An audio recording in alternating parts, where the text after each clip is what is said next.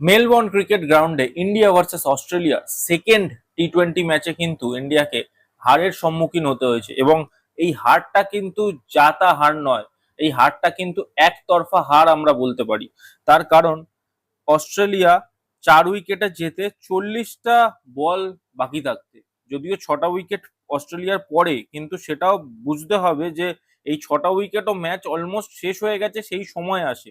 Match কিন্তু কখনোই তৈরি হয়নি, কারণ এই ম্যাচটা যারা ফলো করেছে তারা জানে সেকেন্ড ইনিংসটা যখন থেকে চলেছে, মিচেল মার্শ এবং ট্রাভিস হেড কিন্তু সেকেন্ড ইনিংসটা ইন্ডিয়ার জন্য অলমোস্ট খেলা শেষ করে দিয়েছিল। তারপর অবশ্যই কুলদীপ যাদব, বরুণ চক্রবর্তী আর জসপ্রীত বুমরা লাস্টের দিকে খেলাটাকে একটুখানি ইন্টারেস্টিং বানায়, কিন্তু ততক্ষণে না অনেকটা দেরি হয়ে গেছিল। খেলাটা যদি প্রথম থেকে আমরা বলি তাহলে ইন্ডিয়া ফার্স্ট ব্যাটিং করে এবং ইন্ডিয়া ফার্স্ট ব্যাটিং স্টার্টিংটা অতীব জঘন্য হয়। শুভমন গিল অ্যাজ ইউজুয়াল 10 বলে 5 রান করে আউট হয়ে যায়, জস হেজেলউড তাকে আউট করে দেয়। সঞ্জু স্যামসন আজকে নাম্বার 3-এ খেলা নয়, তার নাম্বারের কোনো ঠিক ঠিকানা নেই, কখনো 5-এ, কখনো 7-এ, কখনো 8-এ, কখনো 3-এ। তো সঞ্জু স্যামসন 4 বলে 2 রান করে এবং ন্যাথন এলিসের বলে এলবিডব্লিউ হয়ে যায়। সূর্য কুমার যাদব 4 বলে 1 রান করে, সেও আউট হয়ে যায় জস হেজেলউডের হাতে। তিলক বর্মা 2 বলে 0, জস হেজেলউড তাকেও আউট করে দেয়। অক্ষর প্যাটেল 12 বলে 7, সে কিন্তু রান আউট হয় এবং টিম ডেভিডের একটা থ্রোতে সে কিন্তু রান আউট হয়ে যায়। এই সবের মাঝে আমি কিন্তু ওপেনার অভিষেক শর্মার কথা একবারও উল্লেখ করিনি, কারণ অভিষেক শর্মা একা খেলে যাচ্ছিল একটা সাইডে, আর তার সাথে কেউ তার সাথ দিচ্ছিল না। তারপর আমাদের গৌতম গম্ভীর, ইন্ডিয়ান কোচ, সে কিন্তু হর্ষিত রানাকে শিবম দুবের ওপরে প্রমোট করে এবং আজকে কিন্তু হর্ষিত রানা ভালো খেলেও। হর্ষিত রানা 33 বলে 35 রান করে, 3টে 4 এবং একটা খুব সুন্দর ছয়ও মারে। এবং এটা মেলবোর্নের ক্রিকেট গ্রাউন্ডে ছয় মারা অতটা সোজা নয়। মেলবোর্ন ক্রিকেট গ্রাউন্ড যথেষ্ট বড় একটা মাঠ এবং সেখানে ছয় যথেষ্ট আমি অ্যাপ্রিসিয়েটেবল একটা ব্যাপার বলবো, যে হর্ষিত রানা কিন্তু খুব সুন্দর একটা ছয় মারে। তারপর হর্ষিত রানা আউট হয়ে যায়, একটু তাড়াহুড়ো করছিল, 15 ওভারের মাথায় গিয়ে হয়তো তাকে ভিতর থেকে মেসেজ দেওয়া হয়েছিল যে এবার একটু কুইক ফায়ার খেলতে হবে, তাই জন্য কিন্তু সে আউট হয়ে যায় এবং তারপরে ব্যাটিং করতে নামে শিবম দুবে, যার জায়গায় হর্ষিত রানা এসেছিল। শিবম দুবের একটা বল আউটসাইড এজ লেগে স্লিপ দিয়ে 4 হয় এবং পরের বলটাও সেম ভাবে আউটসাইড এজ লাগে, কিন্তু জস ইংলিশ ক্যাচ ধরে নেয়। আর তারপর কুলদীপ যাদব, বরুণ চক্রবর্তী, জসপ্রীত বুমরার থেকে বেশি কিছু এক্সপেকটেশন করা যায় না। এর মধ্যে স্ট্যান্ড আউট ছিল একজনই, সেটা হলো অভিষেক শর্মা। 37 বলে 68 রান বানায়, 4টে 4, 2টো 6 মারে এবং সে কিন্তু 183 স্ট্রাইক রেটে খেলে থ্রু আউট দ্য ইনিংস, যেখানে কোনো ব্যাটসম্যান দাঁড়াতেই পারছিল না, সেখানে কিন্তু অভিষেক শর্মা 37 বলে 68 রান করে এবং থ্রু আউট ইনিংস কিন্তু সে খুব ভালো একটা পারফরমেন্স দেয়, পারফরমেন্স ডেলিভার করে, আমরা কিন্তু বলতে পারি থ্রু আউট দ্য ইনিংস। এবং শেষমেশ ইন্ডিয়া কিন্তু মাত্র 125 রানে অল আউট হয়ে যায় 18 ওভার 4 বলে। পুরো 20 ওভার তারা খেলতেও পারে না এবং অভিষেক শর্মা একাই 50%-এর বেশি রান করে।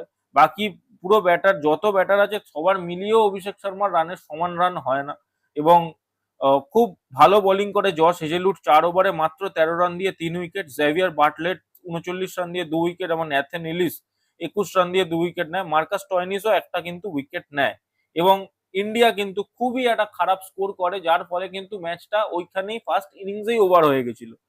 অস্ট্রেলিয়া যখন ব্যাটিং করতে নামে মিচেল মার্স আর ট্রাভিস হেড কিন্তু খেলাটা শেষ করে, মানে পুরো সিমেন্ট এমন একটা পজিশনে অস্ট্রেলিয়াকে নিয়ে গিয়ে দাঁড় করায় যেখান থেকে কিন্তু অস্ট্রেলিয়া এই ম্যাচটা হারতেই পারে না। তো 15 বলে 28 রান করে ট্রাভিস হেড এবং 26 বলে 46 রান করে মিচেল মার্স। তারপর কিন্তু কুলদীপ যাদবের স্পেল আসে এবং কুলদীপ যাদব মিচেল মার্সকে আউট করে ও বরুণ চক্রবর্তী ট্রাভিস হেডকে আউট করে। দেন জস ইংলিশও টুকটুক করে ভালো খেলছিল, তাকেও কুলদীপ যাদব এলবিডব্লিউ করে দেয়।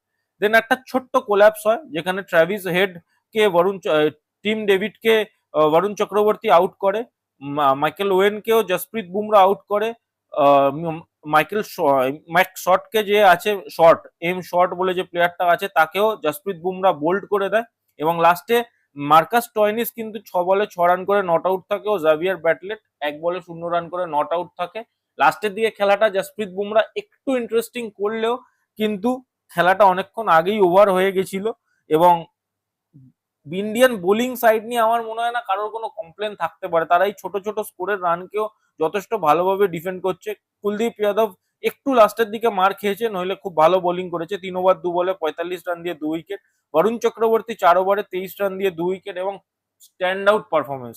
এই পিচেও যেখানে স্পিনারদের অতটা হেল্প নেই, এই পিচেও কিন্তু 5.75 রান রেটে সে খেলেছে। হর্ষিত রানা যেহেতু ব্যাটিং করেছে, আমার মনে হয় সেহেতু তার বোলিং এর দিকে অতটা কনসেন্ট্রেশন ছিল না, তাই 2 ওভারে 27 রান করে এবং 13.5 ইকোনমি রেটেই সে রান খায়। জসপ্রীত বুমরা অবশ্য 4 ওভারে 26 রান দিয়ে 2 উইকেট নেয়। ওভারঅল এই টিমটা যদি আমরা দেখি, এই টিমের মধ্যে কিন্তু ব্যালেন্স ইস্যু আছে। আমি প্রথম ম্যাচের পরেই বলেছিলাম আর্শদীপ সিংকে এই টিমে আনা উচিত, আমি আগেও বলেছি।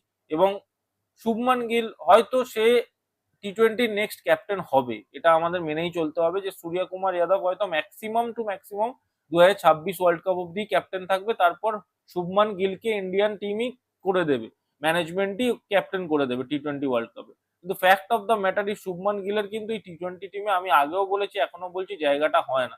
শুভমান গিল খেলছে এবং সেই কারণে সঞ্জু স্যামসনের পজিশনটা ফিক্সড হচ্ছে না। সঞ্জু স্যামসন ওপেনিং এ দুর্দান্ত পারফরমেন্স করেছিল, তারপরে কিন্তু সে সেই পজিশনটাই আর ফেরত পাচ্ছে না। তো অবশ্যই তার থেকে পারফরমেন্স আসছে না। এবং এই ক্ষেত্রে একটা গন্ডগোলও হচ্ছে কি, মিডিল অর্ডারে যখন কোনো রকম কোনো অলরাউন্ডার নেই, হার্দিক পান্ডিয়া না থাকায়, প্রপার আমি যাকে অলরাউন্ডার বলতে পারি, সেই জায়গাটাও কিন্তু একটা ল্যাক দেখা যাচ্ছে ইন্ডিয়া টিমের তরফ থেকে।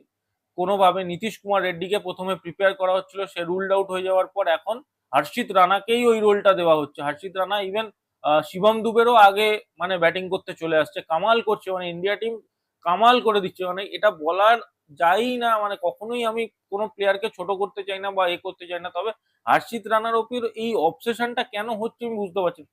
সে খারাপ প্লেয়ার নয়, কেকেআর এর হয়ে যথেষ্ট ভালো খেলেছিল, কেকেআর এর হয়ে যখন খেলেছিল তার রোলটা কি ছিল, সে স্লগ ওভারে বোলিং করছিল। তার আবার এই ব্যাটিং এর ভূতটাও চড়ে গেছে, এখন ব্যাটিংও করানো হচ্ছে তাকে এতটা উপরে। আর্শদীপ সিং ইন্ডিয়ার টপ উইকেট টেকার টি-20 ইন্টারন্যাশনালে, সে বাইরে, সে চান্সই পাচ্ছে না। মানে এইভাবে এইটা টি-20 টিম অস্ট্রেলিয়াতে খেলছে, তাহলে ভেবে দেখুন যখন সাবকন্টিনেন্ট পিচ হবে তখন তো হর্ষদীপ সিং দূর দূরান্ত অব্দি চান্স পাবে না। ইভেন আমার তো মনে হয় জসপ্রীত বুমরাও চান্স পাবে না, হয়তো হর্ষিত রানাই একমাত্র ফাস্ট বোলার হিসেবে খেলবে, এরকমও হতে পারে। সবকিছুই সম্ভব, যখন ইন্ডিয়া টিম হর্ষদীপ সিং এর মতো প্লেয়ারকে বার করতে পারে তখন কিন্তু সবকিছুই সম্ভব। Abhishek Sharma definitely stand out performance করেছে, আশা করবো শুভমান গিলও আবার ফিরবে নিজের পারফরমেন্সে। বাট সঞ্জু স্যামসন কিন্তু তার পজিশন যতক্ষণ না ফিক্সড হচ্ছে, সে কিন্তু একটা কনসার্নের জায়গায় চলে যাচ্ছে। তার ব্যাটিং মানে কোনোদিন না কোনোদিন তাকে ড্রপ করে দিয়ে হয়তো জিতেশ শর্মাকে খেলানো হবে, কারণ Jitesh Sharma actually middle order, lower middle অর্ডারেরই প্লেয়ার। সে টিমের বাইরে আছে এবং একটা ওপেনারকে আমরা মিডিল অর্ডারে ফিক্সড করে খেলাচ্ছি। তো এই জায়গাটা কিন্তু কিছু কোয়েশ্চেন্স থাকছে। অবশ্যই ওয়ার্ল্ড কাপে এইসব এক্সপেরিমেন্ট যদি করতে যায় ভরাডুবি হবে, আমি আগে থেকেই বলছি ওয়ার্ল্ড কাপে এরকম এক্সপেরিমেন্ট চলে না যদিও, তবে এই টিমের আমরা ভালোটাই আশা করব। আপনাদের ভিডিওটা কেমন লাগলো অবশ্যই ডেফিনেটলি কমেন্ট করে জানান, আর লাইক করে দিন আমাদের এই ভিডিওটা। আপনার ভালো লেগে থাকলে কমেন্ট করে জানান আপনাদের মতামত, আর চ্যানেলে নতুন হয়ে থাকলে চ্যানেলটাকে সাবস্ক্রাইব করে দিতে ভুলবেন না। এই বলে আমি ভিডিওটা শেষ করছি, ধন্যবাদ।